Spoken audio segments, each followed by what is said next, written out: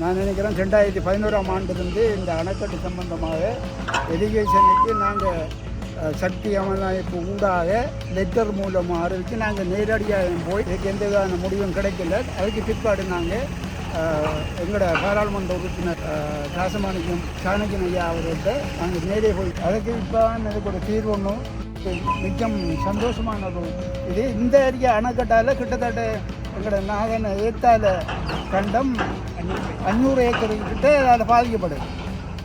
வருஷம் அவங்க விலைக்கு கடைசியாக கரையேறி தான் போவாங்க. இந்த அணையில் எல்லாம் தங்குறதால இந்த தண்ணி ஓடுறது.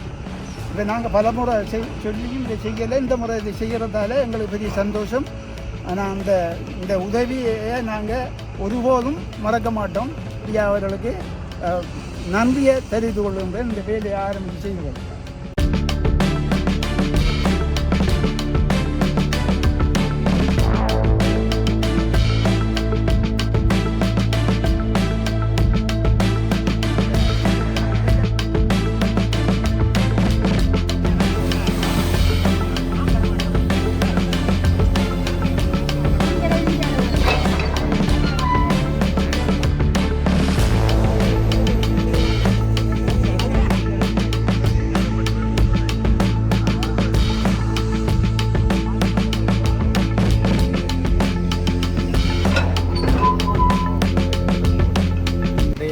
கோரவைப்பட்டு பிரதேச செயலகத்துக்கு உட்பட்ட வெள்ளாவளி நாதன அணைக்கட்டு கௌரவ சாணக்கியன் ராசமாணிக்கம் ஐயா அவர்களின் தொடர் முயற்சியினால் இன்றைய தினம் நீர் போக்குவரத்து தடைப்பட்டிருந்த இந்த அணைக்கட்டினை நீர்ப்பாசன திணைக்கள உதவியோடு இன்றைய தினம் முற்றாக உடைத்து நீரை தொடர்ச்சியாக ஆற்றிலே கலக்கிறதுக்கான வேலை திட்டங்கள் இன்றைய தினம் நடைபெற்று கொண்டிருக்கின்றது.